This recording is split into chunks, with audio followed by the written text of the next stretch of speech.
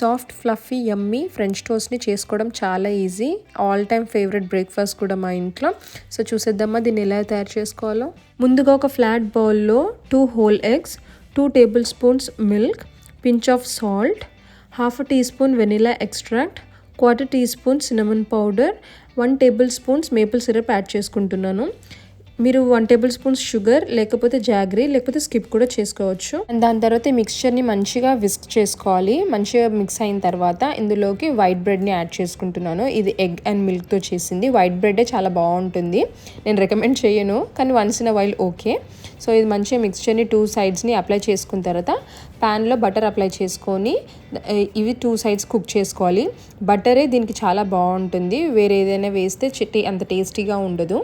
ఇప్పుడు మనం మిక్స్ చేసుకున్న మిక్స్చర్కి మనకి 5 to 6 ఫ్రెంచ్ టోస్ట్ వస్తాయి. దీనిపైన మీరు షుగర్ పౌడర్ డస్ట్ చేసుకొనైనా తినొచ్చు, ఎక్స్ట్రా మేపుల్ సిరప్ యాడ్ చేసుకొనైనా తినొచ్చు, చాక్లెట్ సిరప్ కూడా పిల్లలకి ఇవ్వచ్చు, లేకపోతే ఫ్రెష్ ఫ్రూట్స్ని యాడ్ చేసుకొని ఇలా మీరు కిడ్స్కి ఇవ్వచ్చు. సో మీరు కూడా ఇది ట్రై చేసి మీకు ఎలా కుదిరిందో నాకు కమెంట్స్లో చెప్పండి. Thank you for watching.